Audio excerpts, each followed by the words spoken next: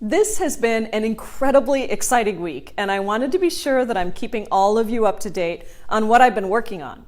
So first, I joined my good friend, Senator Bernie Sanders, to introduce the College for All Act. This bill eliminates tuition and fees at public colleges and universities for families making up to $125,000, and it'll make community college and trade schools tuition-free for everyone.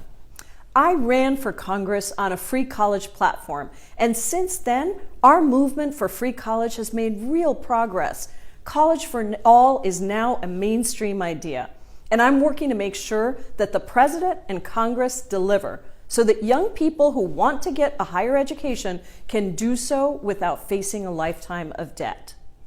Also this week, my Access to Counsel Act and the No Ban Act passed the House. These are two critically important immigration bills that I've been leading on for years. My legislation ensures that U.S. citizens, green card holders, or others with legal status have the right to consult with an attorney if they're ever detained by Customs and Border Protection.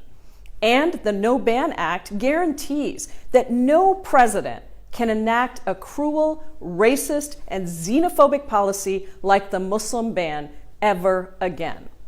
I'm incredibly excited to see these two bills pass the House, and I'll continue fighting to get them to the President's desk so we can restore dignity and civil rights and humanity to our immigration system.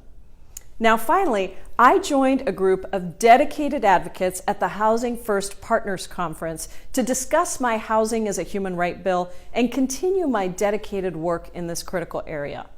This pandemic has only exacerbated this country's housing challenges. More than 8 million people have been pushed into poverty. 1 in 7 families don't have enough to eat. And too many have fallen further behind on bills. They've had to dig into the little savings they had, if they had any at all. But here's the truth that we all know. Our housing affordability and housing insecurity crises didn't start during COVID.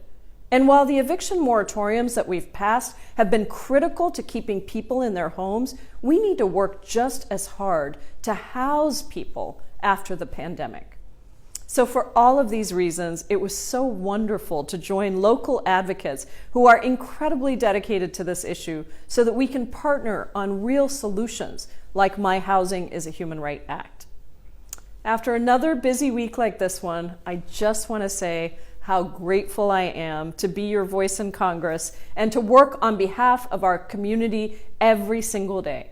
We have so much more coming up in the days and weeks ahead, so stay tuned.